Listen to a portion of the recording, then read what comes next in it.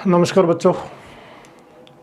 हमने one dimension की जो सीरीज़ चल रही थी अपनी, उसमें अपने 4 सीरीज़ में हमने दूरी, विस्थापन, चाल, वेग, त्वरण आदि के सारे के बारे में अपने डिस्कस करी थी कि कब क्या कैसे यूज़ करते हैं, इनके बारे में अलग अलग बिल्कुल विस्तार से पढ़ा हमने। अब हमने इन सारी चीज़ों का एक साथ पढ़ना है, यानी कि हमें पढ़ना है आगे कि इन सब वस्तुओं में जब अपने किसी के अंदर त्वरण आता है, बल लगता है, तो उसकी गति परिवर्तन होता है। गति परिवर्तन होने के बाद उसमें किस प्रकार के परिवर्तन आता है। कुल मिला के हमें अब अगला जो टॉपिक पढ़ना है, वो हमारा जो टॉपिक है वो है गति की समीकरणें। तो हमें इसके बाद गति की समीकरणों के बारे में पता करना है कि गति की समीकरणें किस प्रकार से आती है। तो हमारा जो अगला टॉपिक है वो है गति की समीकरण। गति की समीकरणों में हमने क्या कुछ देखना है। हमें सबसे पहले ये पता होना चाहिए, हम u के बारे में बात करेंगे। u का मतलब होता है किसी भी वस्तु का प्रारंभिक वेग, इनिशियल वेलोसिटी, यानी कि प्रारंभिक वेग u मान के चलेंगे हम किसी ऑब्जेक्ट का, ठीक है। और फिर उसका कुछ समय बाद उसका जो वेग हो जाएगा, ये हम उसके अंतिम वेग के बारे में बात करेंगे। जब अंतिम वेग होगा तो उसको हम v से प्रदर्शित किया करेंगे। प्रारंभिक वेग, इनिशियल वेलोसिटी हम u से डिनोटेड करेंगे, फाइनल वेलोसिटी जो है हम v से डिनोटेड करेंगे, और इसमें पूरी घटना में जो टाइम लगेगा वो t से हम लिखा करेंगे, ठीक है। अब आपके सामने इसमें अपने पता है कि वेलोसिटी चेंज हो गई है, तो डेफिनेट इसमें एक्सेलरेशन है, यानी कि त्वरण है। तो हम त्वरण को a से प्रदर्शित करेंगे। तो इस प्रकार हम जो है इसमें त्वरण ले रहे हैं। और जब हम एक्सेलरेशन की बात करते हैं, उसकी वेलोसिटी में चेंजिंग आती है। वेलोसिटी में चेंजिंग आती है तो वो कुछ डिस्प्लेसमेंट चलता है, कुछ दूरी विस्थापन चलता है। अगर उसके विस्थापन की बात की जाए तो उसका जो विस्थापन है वो s से लिखा जाएगा। तो ये मेरे पास उसका विस्थापन आ गया। तो कुल मिला के अगर देखा जाए तो मेरे पास टोटल 5 राशियां हैं, ठीक है। 5 राशियों में हमें वो कम से कम 3 राशियों का मान देगा और 2 का हम मान पता कर सकते हैं। अगर वो 5 राशियों में से 3 से कम राशियों के मान हमें देता है तो फिर उत्तर हमेशा यही आता है कि दिया गया मान अपर्याप्त है, ठीक है। अब हम गति की समीकरणें हैं तो इनमें हमें संबंध लेना है कि इनका आपस में संबंध क्या है। एक वस्तु यहाँ से शुरू होती है और उसका जो प्रारंभिक वेग u है, कुछ समय बाद उसका जो अंतिम वेग v हो जाता है। उसके द्वारा जो तय की गया सीधा पथ है, विस्थापन बोल सकते हैं, दूरी बोल सकते हैं, सिर्फ दूरी s है। और इसमें जो a त्वरण है और इसमें लगा हुआ समय जो है t समय है, ठीक है। ध्यान रखना, इस सारी घटना में हमें एक चीज़ विशेष रूप से याद रखनी है कि इस पूरी घटना में जो त्वरण का मान है, त्वरण जो है वो नियत है। हमारा इस पूरी घटना में कहीं पर भी त्वरण में परिवर्तन नहीं हो रहा है, त्वरण नियत है।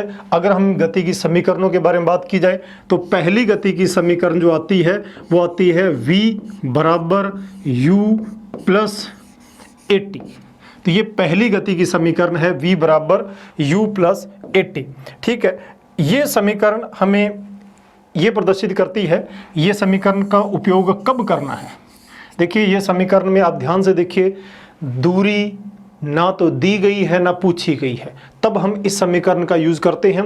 दूसरी अगर देखा जाए तो दूसरा समीकरण होता है s बराबर ut plus half AT square. ये गति की दूसरी समीकरण होती है, ठीक है। तीनों में मैं इनमें त्वरण लेके चलता हूँ। तीसरी समीकरण जो है वो आती है v स्क्वायर बराबर u स्क्वायर प्लस 2, ठीक है,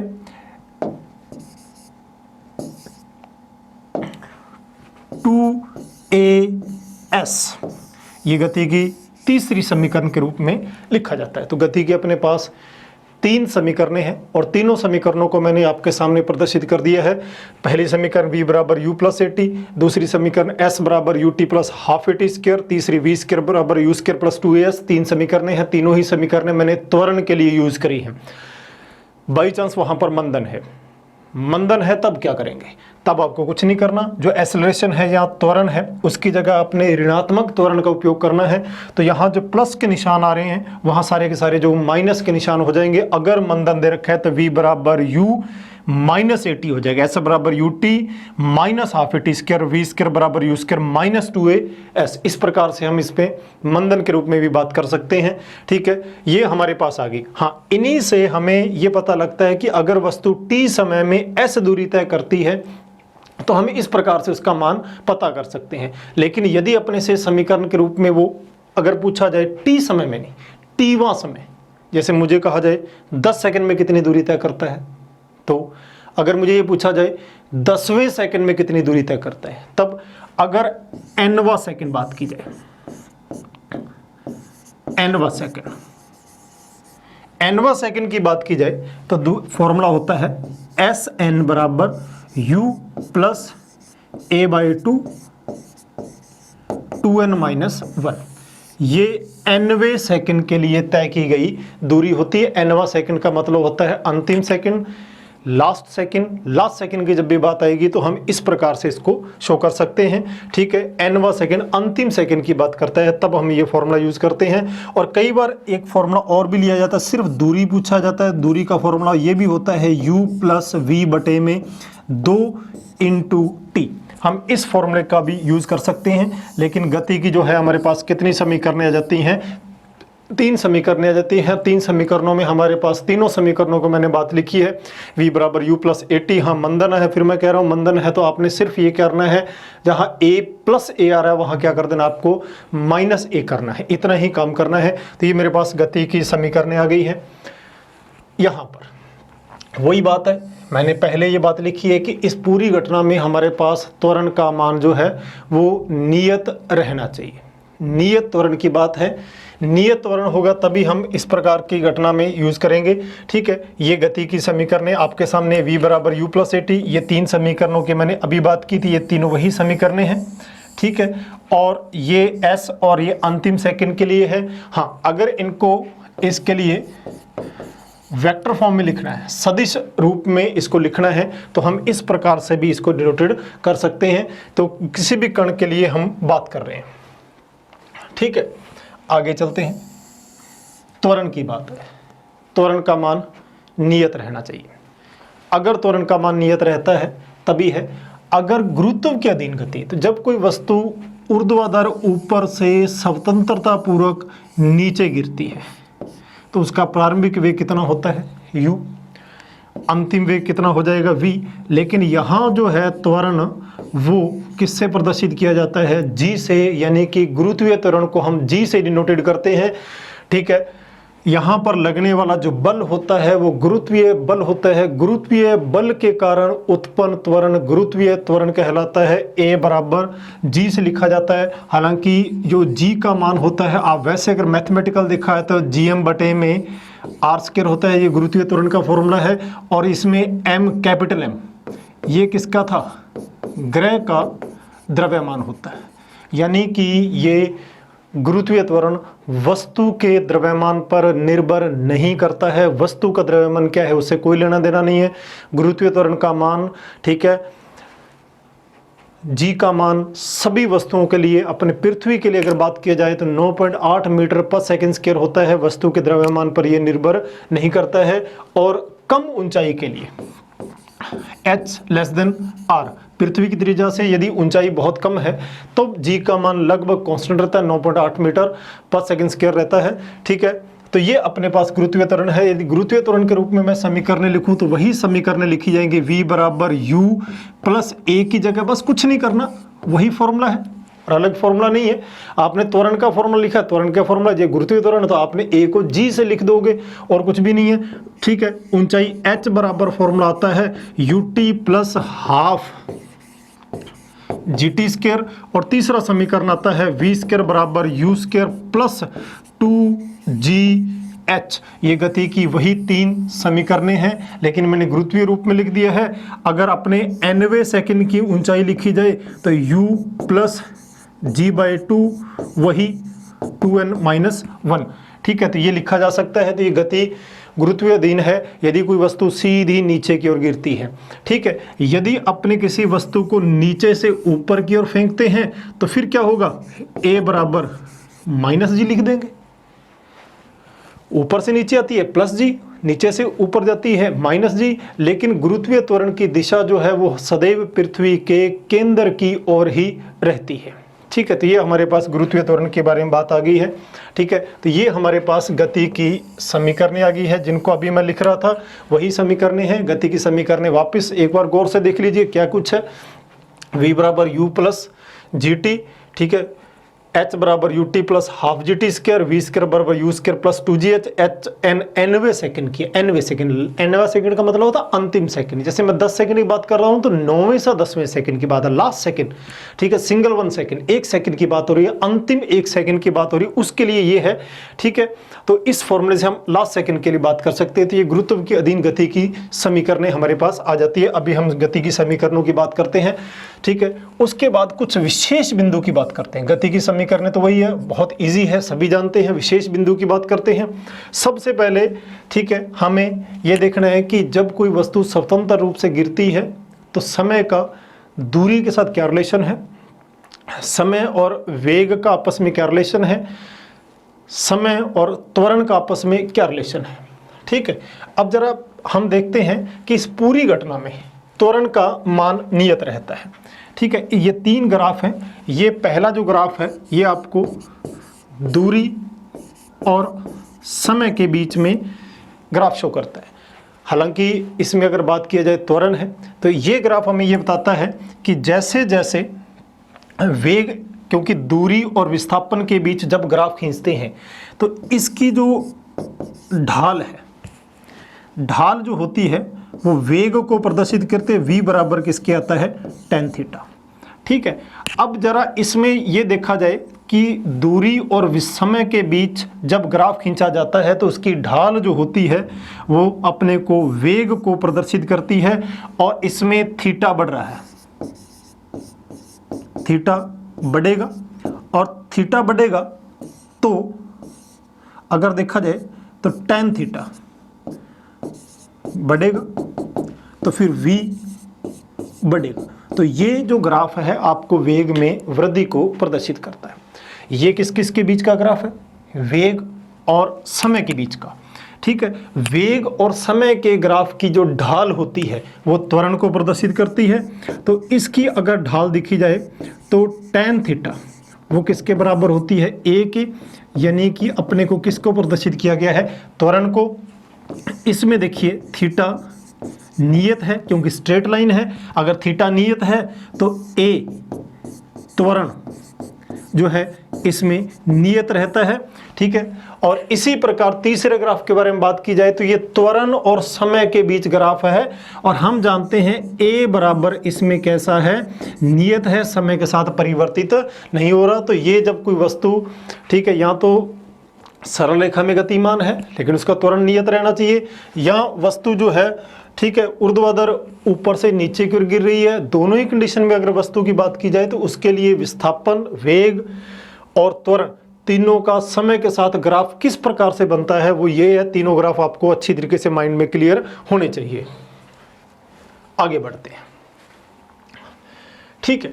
ये देखिए क्या कहता है, चूंकि h बराबर half g t square, h समानुपाती t स्क्र, अतः t 2t 3t में चली गई दूरियां क्रमशः 1 का वर्ग, 2 का वर्ग, 3 का पूर्णांकों के वर्ग के अनुपात में होती है। स्टेटमेंट पढ़ लिया। अब इस स्टेटमेंट को सुनिए क्या कह रहा है।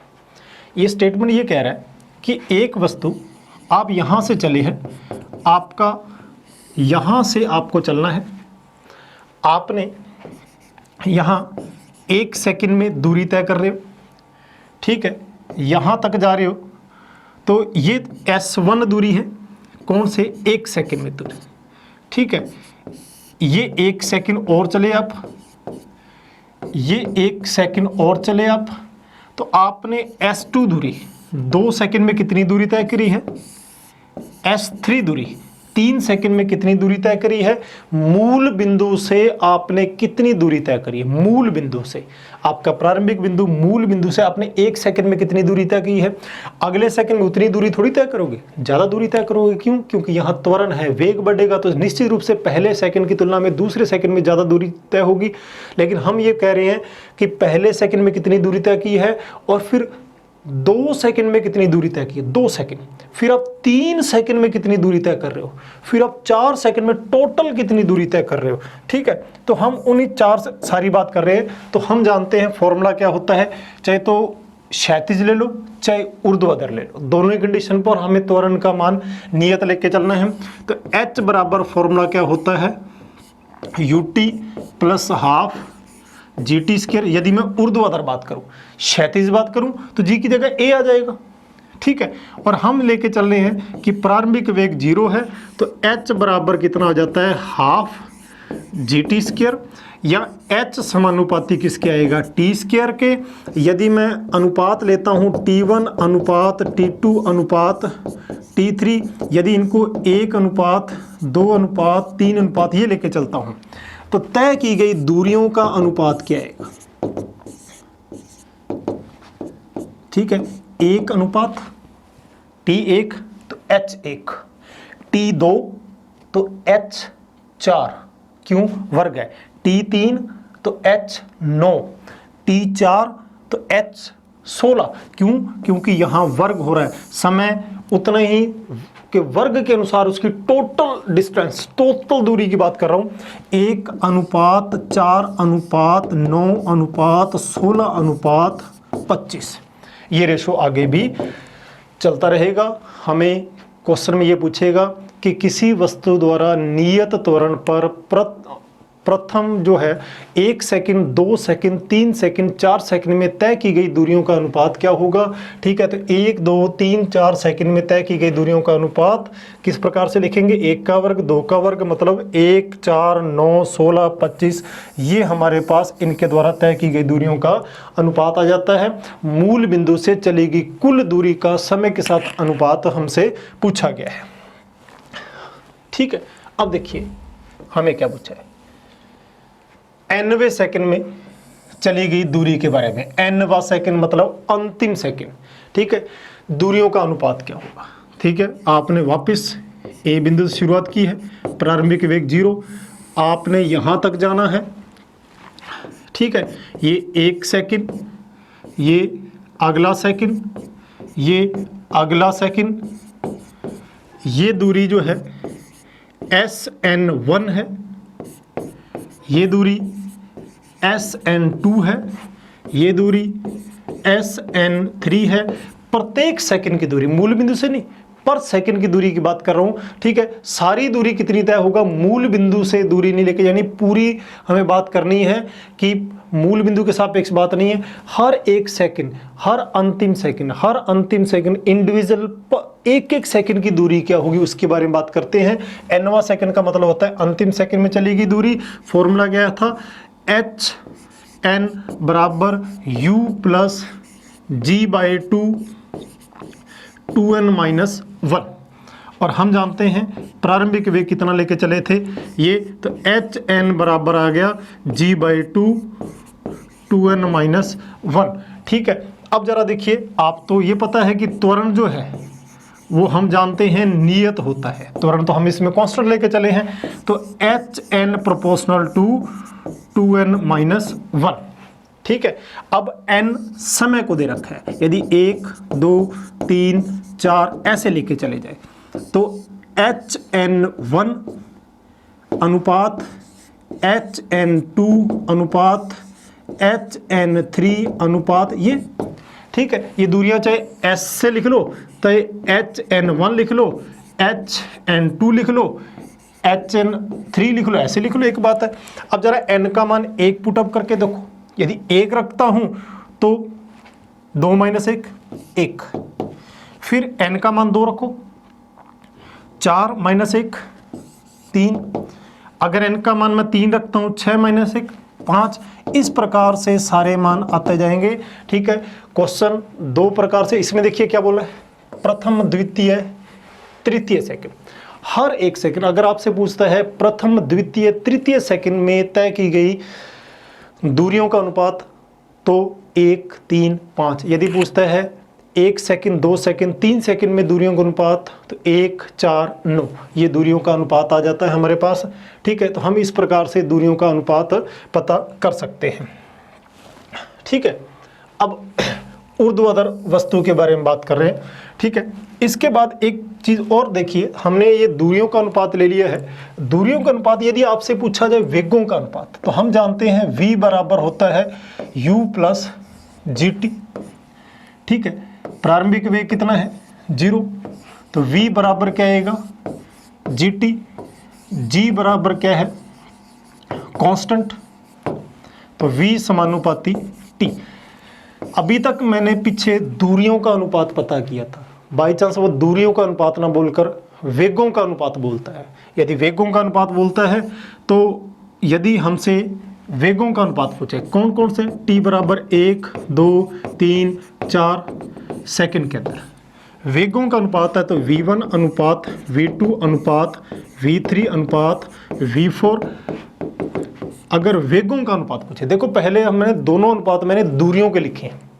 ठीक है, पहली दूरी वो लिखी है जब वो अपने से पूछा 1, 2, 3, 4 सेकंड, तो उसका अनुपात आया था 1, 4, 9, 16। फिर उसने पूछा प्रथम द्वितीय तृतीय सेकंड में, यानी कि अंतिम सेकंड में दूरी, तो हमने लिखा 1, 3, 5, 7। हमने दूरियों के बारे में बात कर रहे थे। ठीक है, यहाँ मैं बात कर रहा हूँ किसके लिए, वेग के लिए। अगर वेग के लिए बात करता है तो v proportional to t, direct proportional. वेगों का अनुपात पूछा जाए तो 1 अनुपात 2 अनुपात 3 अनुपात 4 अनुपात 5 अनुपात, ऐसे चलता रहेगा। तो ये जो फॉर्मूला है मेरे पास किसका फॉर्मूला आ जाता है, वेगों का फॉर्मूला। ठीक है, वेगों के बारे में है, ऊर्ध्वाधर वस्तु नीचे की ओर गिर रही है। आगे बढ़ते हैं, आगे दे रखा है वस्तु को यदि ऊर्ध्वाधर ऊपर की ओर फेंका जाए। यदि वस्तु को ऊर्ध्वाधर ऊपर की ओर फेंका जाए तब क्या होगा। एक वस्तु को आपने यहां से फेंका है, वस्तु ऐसे जाएगी, जब आप फेंकोगे तो u वेग से फेंकोगे, प्रारंभिक वेग होगा, यहां जाते जाते वस्तु का वेग v हो जाएगा। हो सकता है एक क्षण के लिए वस्तु रुकेगी, अंतिम वेग 0 भी हो सकता है, लेकिन यहाँ जो त्वरण है वो a बराबर क्या रहेगा g, और त्वरण की दिशा हमेशा किधर होगी, नीचे की ओर। ठीक है, जब किसी वस्तु को ऊर्ध्वाधर ऊपर की ओर फेंका जाता है तो वेग में कमी आती है, एक प्रकार का मंदन आता है। ठीक है, एक वस्तु निश्चित ऊंचाई तक जाने के बाद रुक जाती है। ठीक है, यहाँ तक जाते जाते हैं, तो अगर मैं इसमें गति की समीकरण लिखूं तो v बराबर u, ठीक है, माइनस gt लिखा जाएगा यदि वस्तु ऊर्ध्वाधर ऊपर की ओर फेंकी जाती है। ठीक है, h बराबर फॉर्मूला आएगा ut minus half gt square. और तीसरी समीकरण आती है v स्क्वायर बराबर u स्क्वायर माइनस 2gh। यहाँ सारे के सारे मंदन है क्योंकि यहाँ कमी हो रही है, क्योंकि बल नीचे की ओर खींच रहा है, वस्तु ऊपर की ओर जा रही है, तो यहाँ पर ऋणात्मक त्वरण है। ठीक है, ये 3 समीकरणें मेरे पास आ जाती हैं। और तीसरी बात, यदि nवें सेकंड के बारे में पूछा जाए तो u माइनस g/2 और फॉर्मूला वही 2n माइनस 1। nवें सेकंड के लिए बात भी यही आ जाएगा। तो ये मेरे पास आ गया nवां सेकंड। तो nवें सेकंड, तो वस्तु जब ऊपर की ओर जाती है तो वस्तु इस प्रकार से ऊपर जाएगी और एक क्षण के लिए वस्तु हो निश्चित ऊंचाई पर जाने के बाद रुकेगी और फिर वस्तु वापस जमीन पर आ जाएगी। ठीक है, तो यही हम बात कर रहे थे तो कि जब कोई वस्तु गति प्रारंभ स्थिति मूल बिंदु से गति की दिशा जो है ऊपर की ओर होती है तो a बराबर क्या रहता है g, त्वरण की दिशा सदैव नीचे की ओर रहती है और गति की ये समीकरणें हमारे पास प्राप्त होती है। ठीक है, गति की ये समीकरणें प्राप्त होगी हमारे पास। अब जरा देखिए, जब किसी वस्तु को ऊर्ध्वाधर ऊपर की ओर फेंका जाता है तो प्रारंभिक वेग कितना है u। अगर वस्तु का अंतिम वेग v हो जाता है तो वस्तु कितनी ऊंचाई तक जाती है ये पूछा जाए तो h बराबर फॉर्मूला वही। ठीक है, अगर हम निकाला जाए तो ये फॉर्मूला लगाते हैं अपने वी स्क्वायर बराबर यू स्क्वायर माइनस 2gh। ठीक, अंतिम वेग 0 हो रहा है आपका, तो फिर इससे h बराबर फॉर्मूला क्या आएगा, यू स्क्वायर बटे में 2g। ये वस्तु की ऊंचाई आ जाती है। ठीक है, ये ऊंचाई है, लेकिन यहाँ पर एक बात और है, a बराबर कितना माना हुआ है, g। ठीक है, और एक बात और है, वायु का घर्षण नहीं है। हमने ये सारी कंडीशन वायु के घर्षण को नहीं मानी है। ठीक है, ये हमारे पास आ गया है, वस्तु इतनी ऊंचाई तक जाती है। ठीक है, अगर ये पूछा जाए वस्तु ऊपर जाने में कितना समय लेगी, अगर टाइम पूछा जाए तो हम टाइम कैसे निकालेंगे, टाइम के लिए कोई ना कोई समीकरण तो यूज करनी पड़ेगी। तो हम जानते हैं v बराबर u माइनस GT। ठीक है, अंतिम वेग कितना है, 0, तो इससे t बराबर जो फॉर्मूला है u बाय g। तो ये मेरे पास यहाँ का जो समय आ जाता है वो u बाय g है। ये किसी वस्तु को जब ऊर्ध्वाधर ऊपर की ओर फेंका जाता है, एक निश्चित ऊंचाई तक जाती है, तब के लिए घटना मानी जाती है। ठीक है, तो ये मेरे पास मान आ गया। फिर देखिए एक बात और, जब किसी वस्तु को मैं ऊर्ध्वाधर ऊपर की ओर फेंकता हूँ u वेग से, एक क्षण के लिए वस्तु विराम में आएगी और फिर वापस वस्तु लौट आएगी।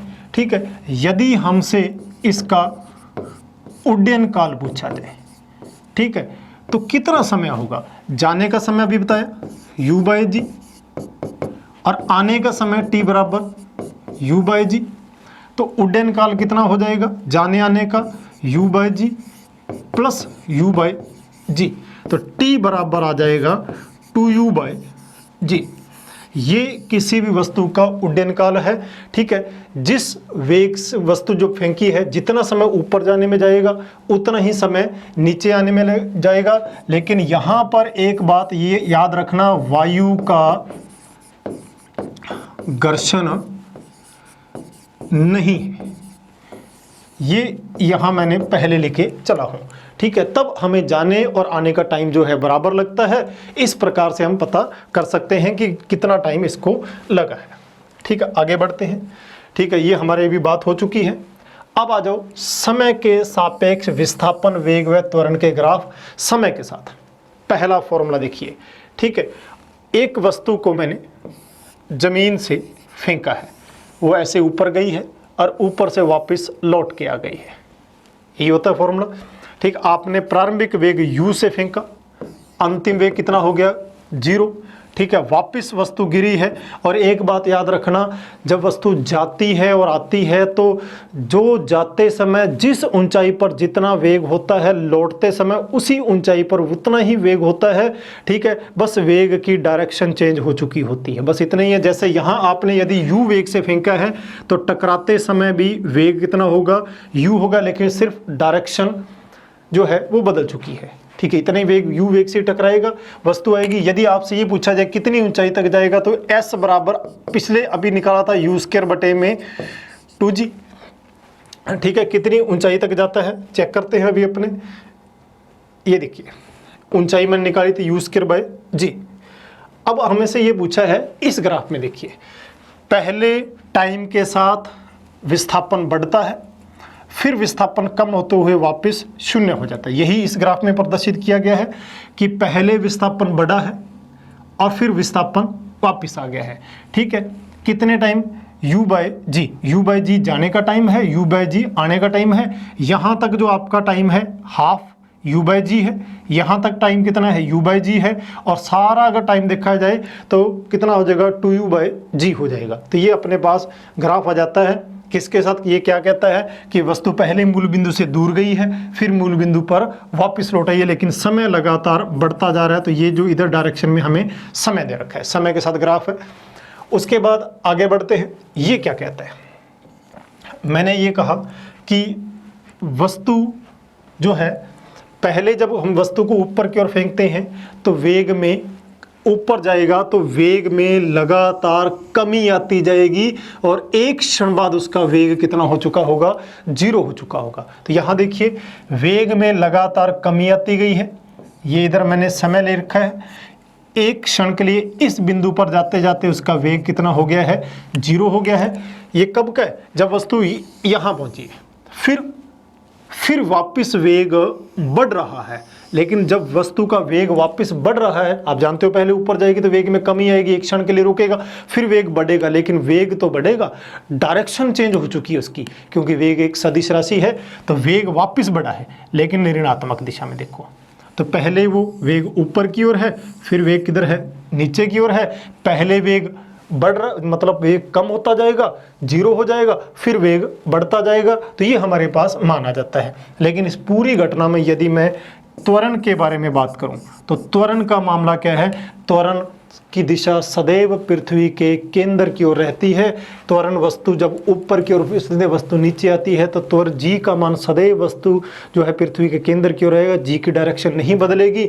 इसलिए चाहे वस्तु ऊपर जा रही है चाहे नीचे आ रही है, ठीक है, जो त्वरण का मान है ये रहा, जी का मान, ठीक है, ऊपर प्लस नीचे ऋणात्मक त्वरण के रूप में यहाँ पर जी काम करेगा। तो ये हमारे पास तीनों ग्राफ बन गए। इधर देखिए, गुरुत्व के अधीन गति ऊपर जाने में लगा समय समान दूरी तक नीचे आने में लगे समय के बराबर होता है। तो ये मैंने अभी कहा था कि जब किसी वस्तु को ऊपर की ओर फेंका जाएगा और वस्तु जब नीचे आएगी, समान दूरी की बात हो रही है, ठीक है। अगर आपने u वेग से फेंका है, यहाँ जाते जाते वेग 0 हो जाएगा, तो यहाँ लगा हुआ समय कितना आ जाएगा, u/g, ठीक है। तो नीचे आने में लगा हुआ समय t बराबर उतना ही होगा, क्योंकि यदि उतनी ही दूरी तय करी है, वायु का घर्षण नहीं लिया हुआ इस घटना में, तो जितना जाने में समय लगता है उतना ही आने में समय लगता है। और यदि हमसे टोटल टाइम पूछा जाए तो t टोटल कितना हो जाएगा, u/g प्लस u/g, तो कितना हो जाएगा, t बराबर 2u/g। यही बात यहाँ हो रही है कि जितना नीचे आने में लगा समय और ऊपर जाने में लगा हुआ समय बराबर होता है, और टोटल जो है उसका उड्डयन काल वो कितना हो जाएगा, 2u/g, ठीक है। जो जाने में समय लगता है वही आने में समय लगता है। यदि वायु का घर्षण नहीं हो तो अपने ये मान के चलते हैं कि एयर है ही नहीं, उस कंडीशन के बारे में अपने पास बात है। अब आ जाइए, गुरुत्व के अधीन गति में जिस चाल से वस्तु को ऊपर की ओर प्रक्षेपित किया जाता है, ठीक है, प्रक्षेपण बिंदु पर वापस आ जाती है, ठीक है। जब वापस उसी चाल से परिमाण समान रहता है, ठीक है, और वस्तु चाहे ऊपर की ओर फेंकी गई हो चाहे नीचे की ओर। क्या कहना चाहता है, अपने इसको डायरेक्ट बात सुनते हैं। वो ये कहता है कि एक वस्तु को आपने ऐसे ऊपर की ओर फेंका है, ऊपर से वस्तु नीचे की ओर आ रही है, ठीक है। यहाँ वस्तु का वेग प्रारंभ में u था, इस बिंदु तक जाते जाते वस्तु का v हो गया, इस बिंदु तक जाते जाते वस्तु का वेग v' हो गया, ऊपर जा रही है।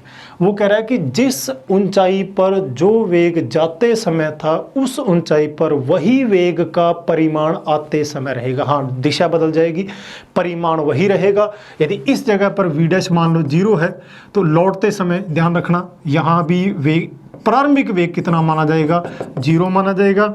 अब यहाँ देखो, जाते समय इस बिंदु पर वेग कितना था, v, तो इस बिंदु पर आते समय वेग भी कितना होगा, v होगा। लेकिन बस याद रखना डायरेक्शन चेंज हो चुकी है।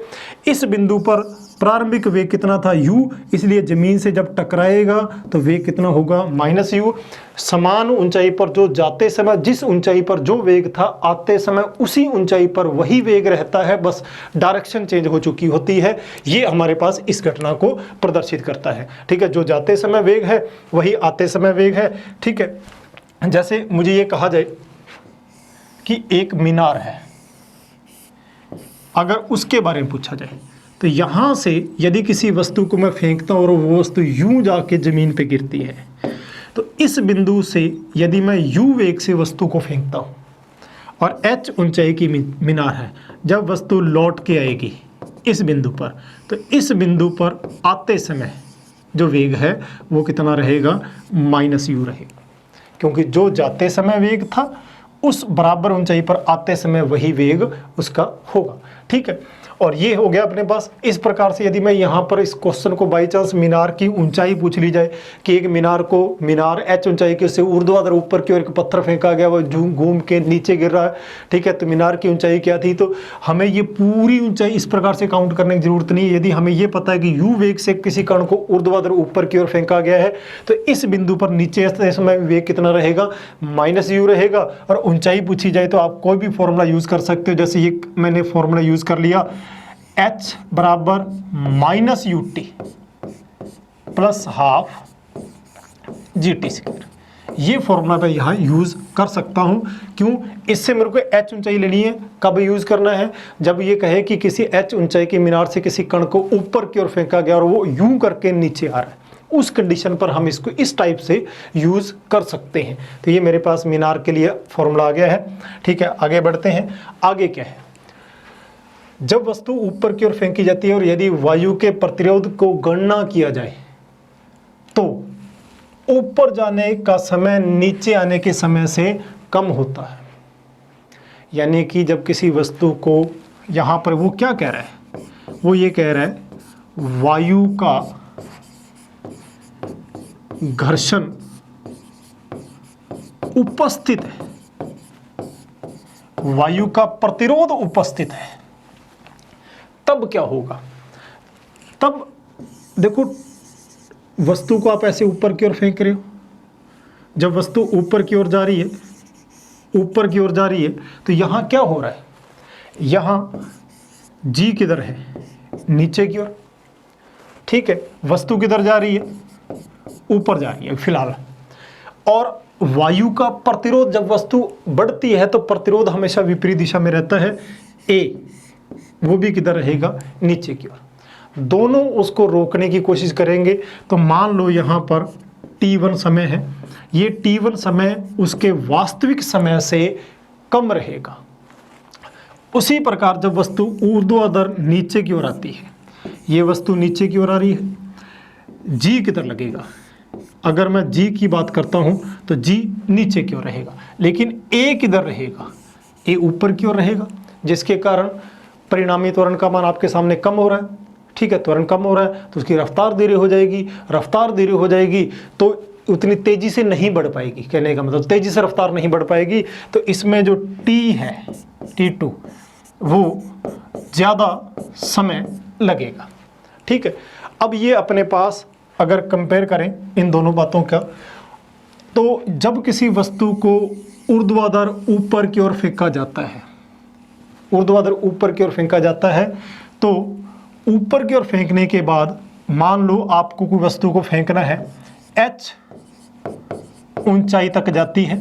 ठीक है, और जो a बराबर g त्वरण है और t इसमें समय लगता है, कब? वायु नहीं है।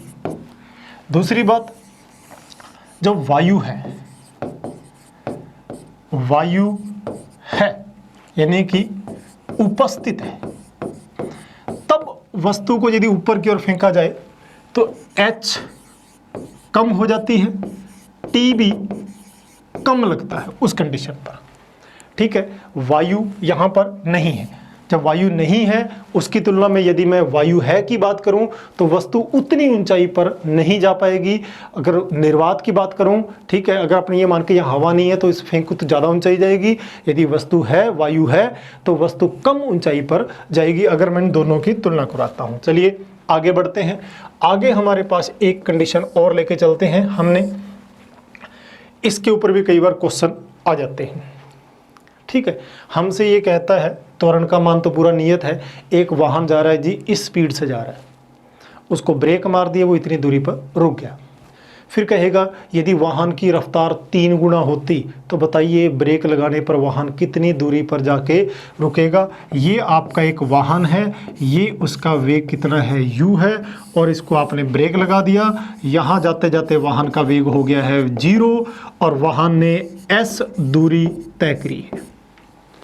वाहन ने s दूरी तय करी है। ठीक है, अब वाहन s दूरी तय करता है और इसमें a जो है वो कैसा है, नियत है। तो हमें दूरी के बारे में पूछना है, तो वाहन कितनी दूरी तय कर पाता है उसके बारे में है। तो हम जानते हैं फॉर्मूला होता है v² बराबर u² माइनस 2as।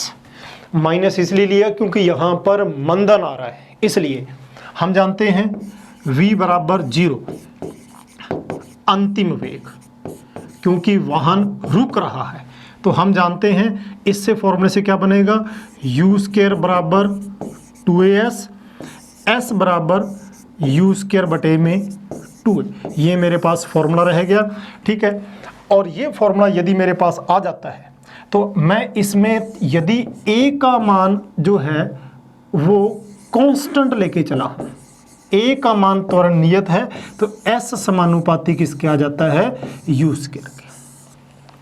s समानुपाती यह है u² के।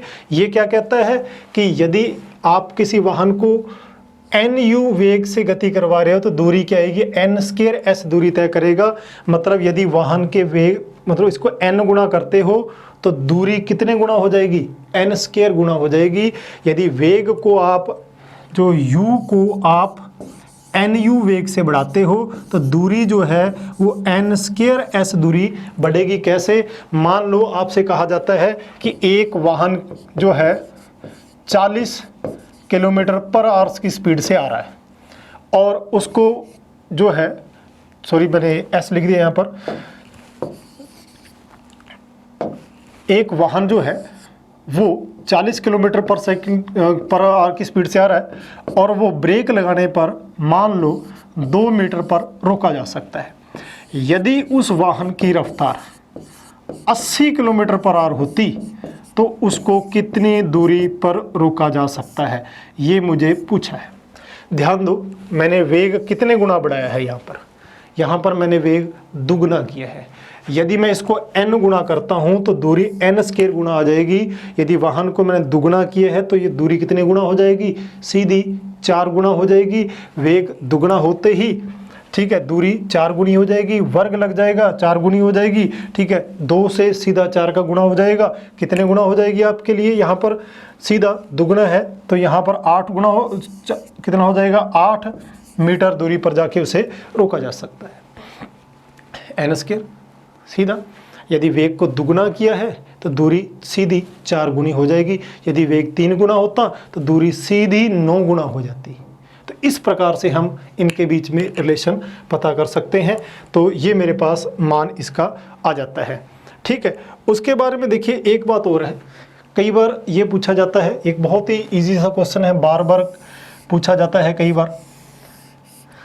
एक मीनार है, एक कण को ऊर्ध्वाधर ऊपर से गिराया जाता है, प्रारंभिक वेग कितना है, 0। उसी समय एक कण को नीचे से फेंका जाता है u वेग से। ठीक है, ये ऐसे जा रहा है, ये ऊपर आ रहा है और दोनों t समय बाद एक दूसरे को पार करते हैं। तो हमें ये पूछा जाता है कि ये बताइए दोनों कण एक दूसरे को कितने समय बाद पार करेंगे। ठीक है, दोनों कण कितने समय बाद पार करेंगे। इसलिए यदि मैं दोनों के बारे में बात करता हूं तो मीनार की ऊंचाई कितनी है, h। पूछा जाता है कि एक कण को ऊर्ध्वाधर ऊपर से मुक्त रूप से गिराया गया है, उसी क्षण नीचे से कण को ऊपर की ओर फेंका गया है, दोनों एक दूसरे को क्रॉस कर रहे हैं। तो बताइए कितने समय बाद दोनों एक दूसरे को क्रॉस करेंगे। मान लो ऊपर वाला कण जो है वो h1 जो है दूरी तय करता है। ठीक है, तो ऊपर से गिरते कण के लिए, ऊपर से गिरते कण के लिए क्या आएगा, देखो h1 बराबर, अगर t समय बाद है, ut प्लस हाफ gt²। प्रारंभिक वेग कितना है, 0, तो h1 बराबर हाफ gt²। ये पहली समीकरण आ गई। नीचे वाला कण ऊपर की ओर जो आ रहा है, मान लो वो h2 दूरी तय कर रहा है। अगर नीचे से वाले कण के, नीचे से ऊपर की ओर कण की बात की जाए तो देखो H2 बराबर वही formula ut minus half GT²। Minus इसलिए लगाया है क्योंकि जब कण नीचे से ऊपर की ओर जाएगा तो उसमें मंदन आएगा, ठीक है, इसलिए उसकी जगह g की जगह माइनस है। हो गया, ये दोनों आ गया।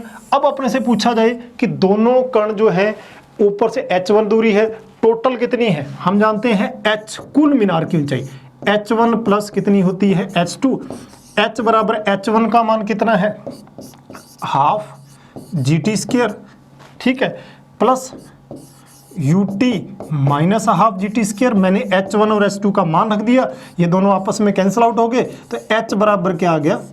ut, ठीक है। यानी कि ये मेरे पास सीधा सीधा एक फॉर्मूला आ गया है। अगर ये फॉर्मूला आ गया है तो मैं यहां लिख रहा हूं, देखना क्या फॉर्मूला है, T बराबर h बटे में u।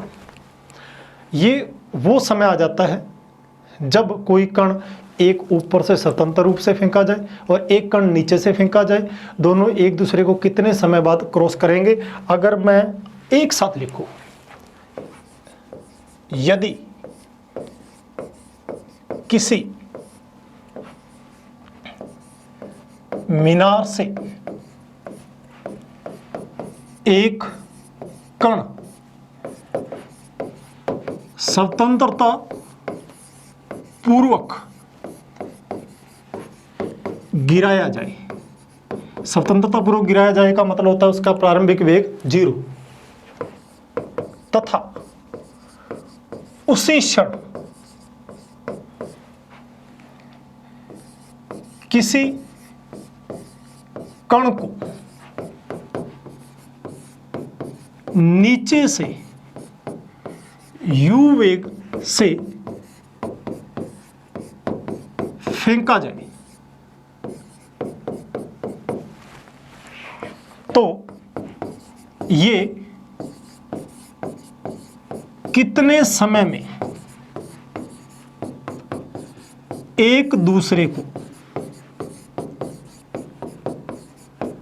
पार करेंगे। यही पूछा था मैंने, यही अभी अपने उसके बारे में पूरा फॉर्मूला निकाला। एक कण को आप क्या कर रहे हो, ऊपर से फेंक रहे हो u बराबर 0, एक कण को नीचे से फेंक रहे हो u वेग से, और ये दोनों कितने समय में पार करेंगे, h है, तो सीधा फॉर्मूला याद रखना, पार करने का समय, एक दूसरे को पार करने का समय t बराबर होता है, सीधा याद रखना, मीनार की ऊंचाई कितनी है, h है, बटे में नीचे से